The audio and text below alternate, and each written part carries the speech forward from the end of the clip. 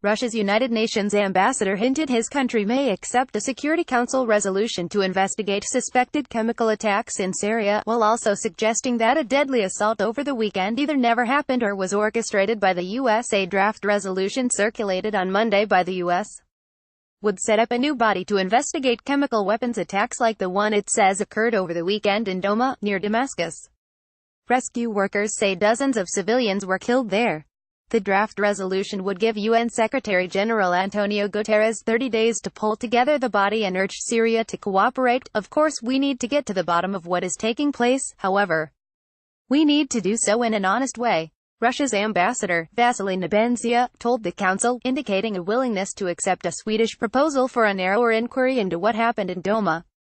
Earlier Monday, President Donald Trump said he'll decide within 2 days on possible American retaliation against Syria for the attack. U.S. Ambassador Nikki Haley didn't raise the prospect of military action directly but hinted the U.S. may not wait for the findings of a UN investigation. Russia's obstructionism will not continue to hold us hostage, Haley told the Security Council.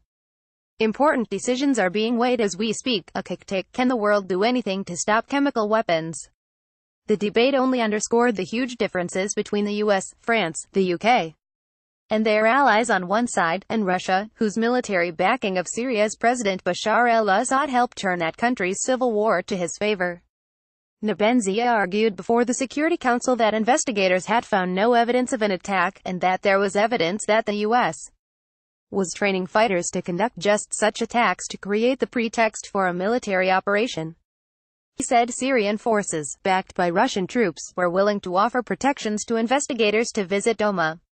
I call upon those who will speak against me slandering the regime to proceed from the presence that there was no chemical attack, Nebenzia said, adding later that the footage that was shown was clearly staged. Nebenzia's remarks were sharply criticized by other diplomats on the council.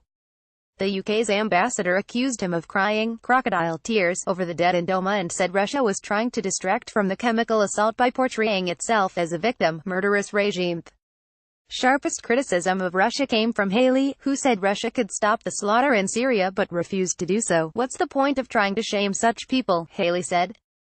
After all, no civilized government would have anything to do with Assad's murderous regime. Haley and other ambassadors decried what they called the continuing normalization of chemical weapons attacks, citing the poisoning of a former Russian spy and his daughter. In Britain, the assassination in Malaysia of a half-brother of North Korean leader Kim Jong-un, and the continuing attacks in Syria, the stakes revolving around this recent attack are extremely grave.